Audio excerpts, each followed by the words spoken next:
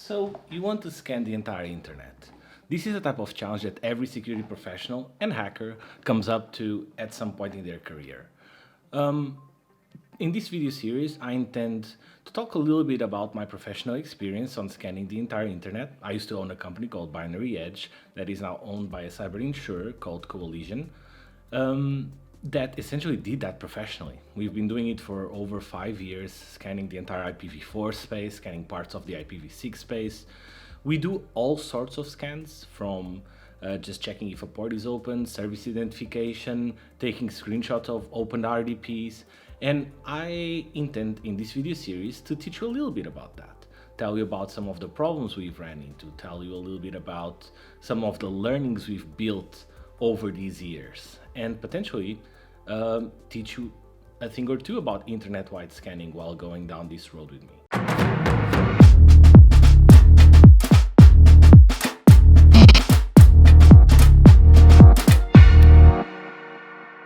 Some of the topics we're going to be discussing in the video series are, for example, network protocols. What is the difference between scanning TCP and UDP? What is the difference between scanning IPv4 and IPv6? We're going to be discussing some of the tooling that exists out there these days, tooling like ZMap, tooling like MassScan, Nmap, of course, the granddaddy of port scanners. We're going to be discussing different techniques and also a little bit about the architecture that you need to have a fully distributed scanning platform.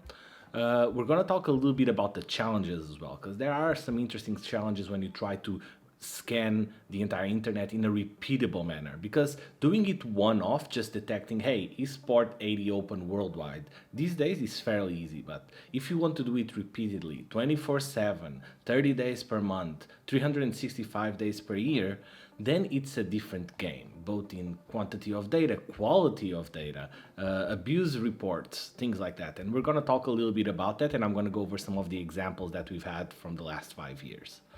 We're going to be talking a little bit about things you find on the internet. Like, we're going to go over to the Binary Edge platform and we're going to go together through some of the weirdest things I've seen on the Binary Edge platform. We're also going to be talking about, we're going to look at the news and we're going to see some of the latest vulnerabilities and how we could potentially scan and identify the level of exposure for some of the latest vulnerabilities that have been out there. So let's start with the basics. Let's start by the different types of scanning. We have port scanning, most basic type, that checks whether or not a port is open. If you're targeting TCP, you have the normal TCP handshake, and then you can send a probe to try and get some response. Typically in port scanning, you just do part of the TCP handshake, the first two initial parts, SYN and SYN-ACK. And that gives you an idea if the port is already open or not. Then you've got service identification. In service identification, essentially you have a bunch of payloads, so small strings that you send, and then from the expected response, you have a matching regex that essentially allows you to extract the version of the service or the version of the product. HTTP scanning, so it's at a layer above the rest, where you essentially try to communicate with the HTTP service and extract the HTML content of the page, or try to extract a screenshot of the page, something like that. And then, of course, we have SSL certificate grabbing, where you do a very fast TLS SSL connection and try to grab a copy of the certificate that's exposed on the service. Some of these things are very fast. For example, doing port scanning is an extremely fast task, while doing any of the others like service identification or HTTP scanning, SSL grabbing, it's much slower. But why is this important? If you think about the entire internet, just the IPv4 space is 4.2 billion IP addresses. It's a fairly big number.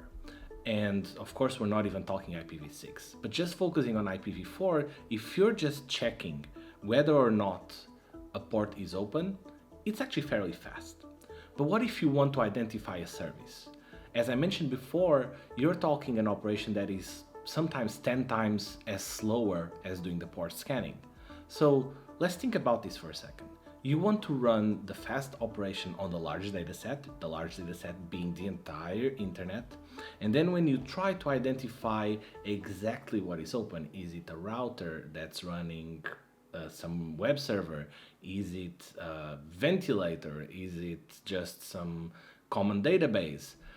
Then you just want to run that on a much smaller data set. So what we start by doing is port scan the 4.2 billion IP addresses. Out of those, say we get 10 million, and then run just service identification on those 10 million.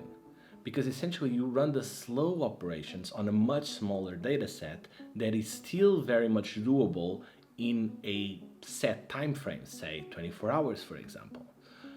Of course, that there are ways to optimize this, and this is where is the difference between the different platforms: Shodan, Sensis, Binary Edge, Zoom-I, ONIFE.